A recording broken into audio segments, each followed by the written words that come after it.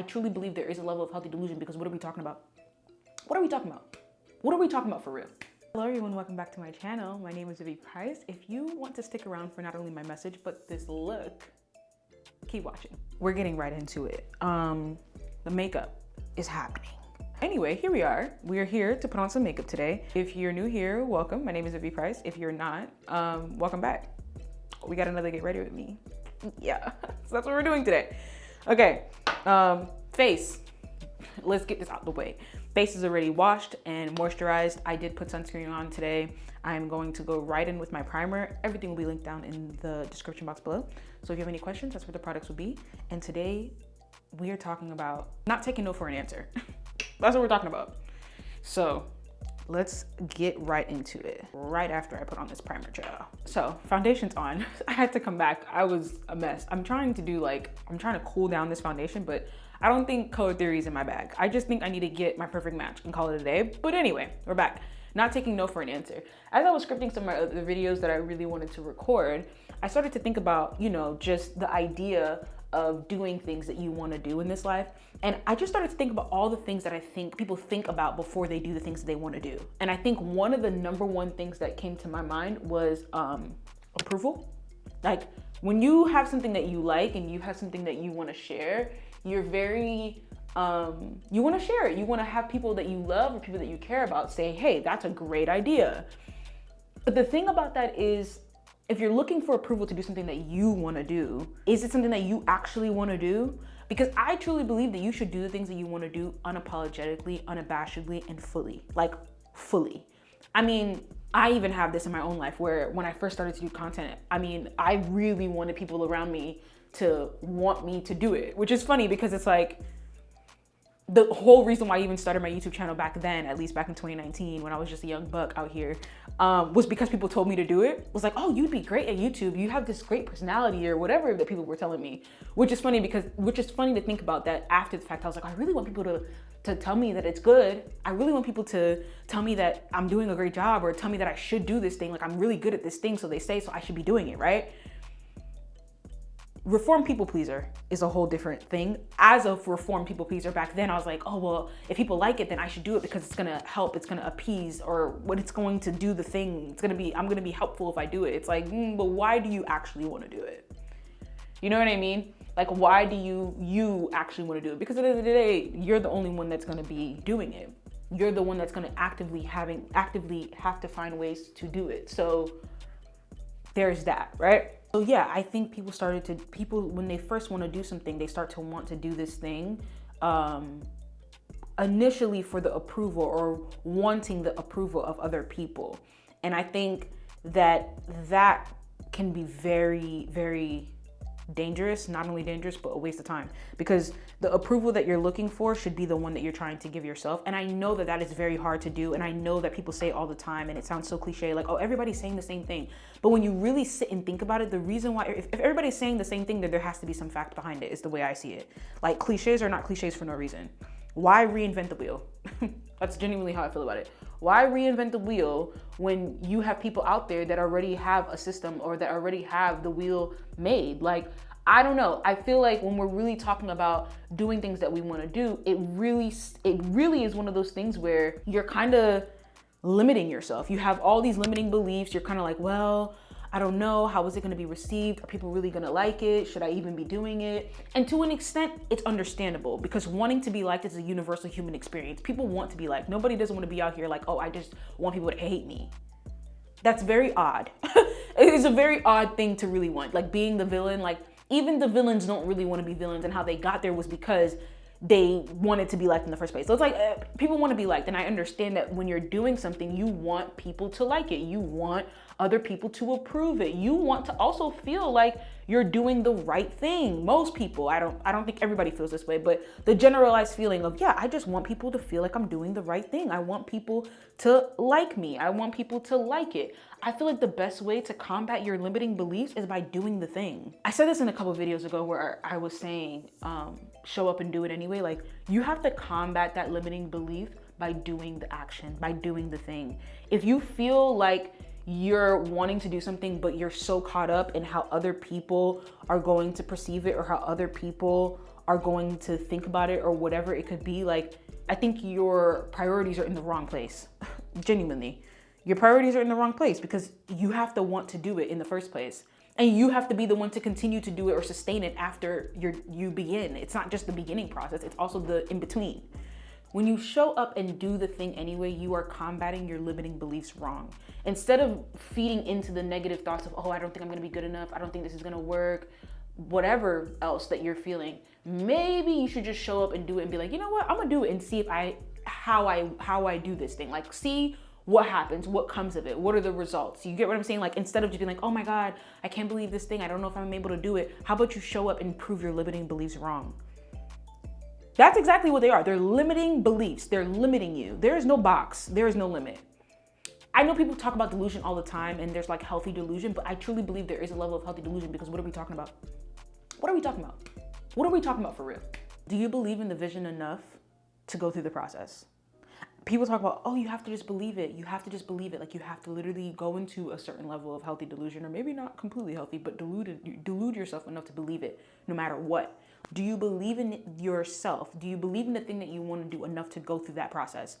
Because the reality is the vision does not care about the process. The vision doesn't care about the process because the process itself is where you have to fail. The process itself is where you're going to have to sit with yourself and maybe pivot, maybe question yourself a little bit deeper, maybe face things that you're not ready or weren't ready to face at that time. Like, that's what the process is. So do you believe it enough to go through the grueling process of getting maybe the outcome or getting to the other side of the thing that you say you want? Approval be damned. Like, it doesn't matter if other people approve it. Do you approve it? Do you want to really do it? And how badly do you really want it? And I think that thought is the reason why no is not, I'm not taking no for an answer. I'm not taking no for an answer.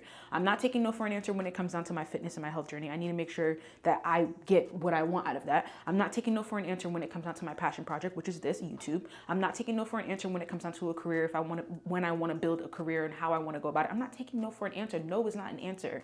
No is not an answer. No sounds like a yes to me. Like, what else can we do? What are your other options? Because you have so many choices. The plethora of choices that you have in this life are actually insane. I don't know the statistic, and if I find it, hopefully I can, I'll put it up on the screen. But I think human beings make somewhere around like 15,000 or 30,000 decisions a day. Like, from the moment you wake up to brush your teeth kind of thing. Like, you make a lot of decisions every single day. You have a plethora of decisions that you can make that can get you either closer or further from the things that you say that you want. There's a lot going on, is what I'm saying. And in that, do you believe what you want to do in it? Do you believe in it enough to say, you know what? I'm going to go through that process. I'm going to learn. I'm going to get through it. I'm just going to do it. I'm not taking no. No is non-existent. Do it unabashedly. Do it unapologetically and fully. Fully. I also think it's very easy for people to take no for an answer. Like, it's very easy for people to be like, oh, well, I guess it's no. I guess it's not going to work because somebody already said no, or somebody already said it's not going to work. So I might as well just accept it for what it is. It's like, no. Just because somebody else said no does not mean that it's no for you. I think another thing about not taking no for an answer is being okay with the ups and downs. I mean, not taking no for an answer for me really just means that you're going to be definitely, you're going to go through that process, like I said, and that process just does not mean that you're going to have all the ups. It's going to be a high all the time. I think that's also a very big misconception that people have about doing things that they want. I think they have this idea, they have this vision, this end goal that they're like, oh my God, I can see it. I can see it. I know exactly how it's going to look. I know exactly what it's going to feel like. I know exactly what it is. But then they have to start the process. And when they start the process, they recognize, oh crap, this is not what I thought it was supposed to be. Like, I thought this is not what I thought it was going to feel like. I didn't think this was how it was going to go. I thought I was supposed to be doing this. I thought I was supposed to look like this. Because again, the vision does not care about the process. So I think the biggest misconception is, well, I have this vision, so I know what it's supposed to look like and I know what it's supposed to feel like, but I don't know exactly what to do to get to that vision. And that's the reason why people fail in doing the things they want to do and accept no as an answer when no presents itself in whatever fashion it does, regardless if it's in that job, regardless if it's in, that friendship group, that relationship. People are like, oh yeah, like this is how it's supposed to be. But the reality is, no, it's not. That's not how it actually is supposed to be. It's supposed to be gruesome in some ways. Like, I am for soft life for sure. A soft life does not mean that it eliminates challenges that you're ever going to face.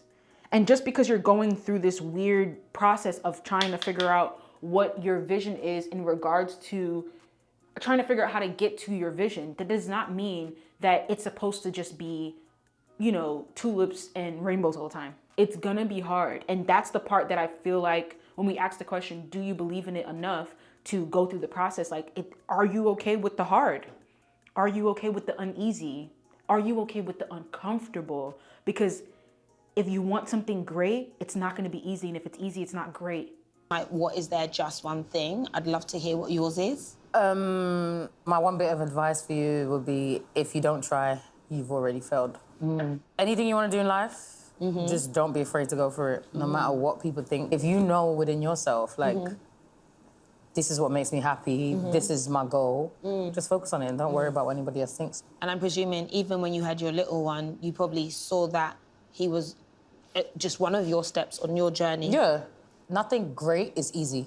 If you want something easy, then you're not doing something great. Literally. If it's easy, it's not really great, is it? It's true, it's true. That's just the truth. That's the reality. So I feel like that's the biggest misconception. Like, it's supposed to feel like this. It's supposed to be this. It's like, who told you that? Who told you that? Who told you it was supposed to be anything? Who told you that this is how you get the outcome that you're looking for? It's probably not the outcome that you're looking for, is all I'm saying. That's all I'm saying. It's probably not the process that you thought you were going to go through for the outcome that you're looking for. Just because you have the vision doesn't mean that the process is the same. They're not the same. One of them is the journey, one of them is the end goal.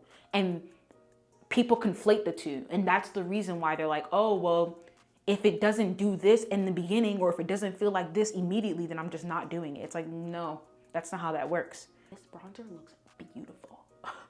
I freaking love the way this bronzer looks. Arnell just dropped a makeup tutorial and I'm trying to like remember her steps.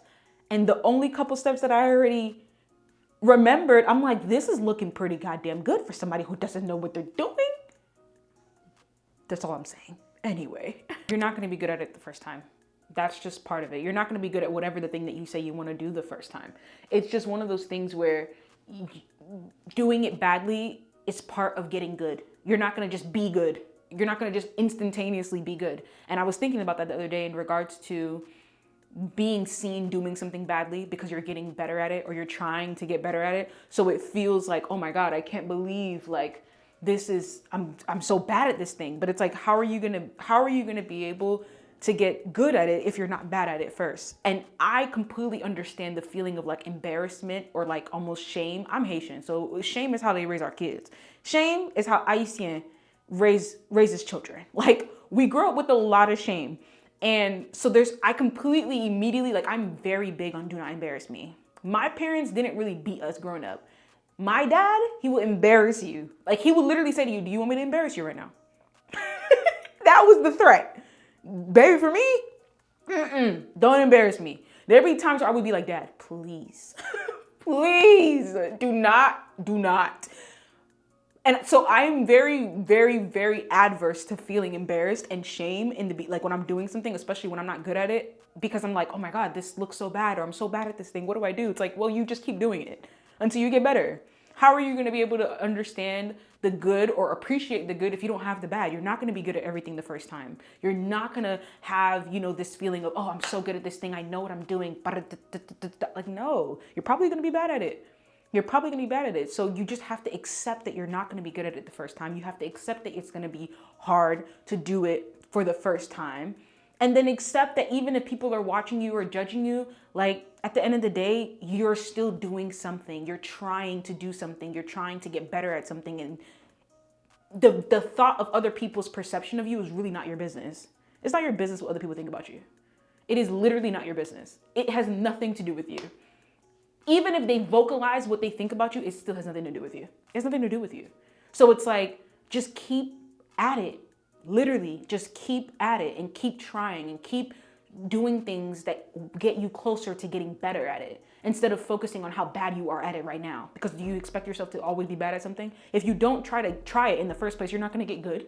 So accept that you're just not going to be good at it the first time. That's just, again, part of the process. And I'm going to keep saying that because I really truly feel like that process, the idea of a process or going through a process is just so beyond me. Like I haven't accepted a lot of things in regards to the process of things, like going through the process of a lot of things. So it's like, it's just part of it. There's going to be ups and downs. You're not going to be good at it the first time. That's just what it is. The face is eating. The face, it's eating. In my opinion, I don't even know what I'm doing, guys. Just saying. Like for somebody who really don't be doing beauty like that, like look at my face. I did this by myself. I'm very proud of it. Very proud of it. I'm getting better. That's all I'm saying. I think I'm looking pretty good. I love this lip combo. I added, what are these colors? A bit of honey. All of these are NYX butter glosses. A bit of honey, Maybelline, and praline. I really didn't want praline, but it came together. Either way, my lasting thoughts are this. Do not take no for an answer for the things that you want to do. You don't need approval to do the things that you want. Understand that you're not going to be good at it the first time and just keep at it. Like you got this. Like it's not a situation of if you can, if you want. No, like can you do it? Will you do it? How long are you willing to do it? And are you also going to give it the best version of yourself every time you do show up? Those are my thoughts. Do not take no for an answer. And if you like this video, don't forget to like, comment, and subscribe if you've been here long enough. Don't forget I'm Vivi Price on all socials, and I will see you next week for a new video.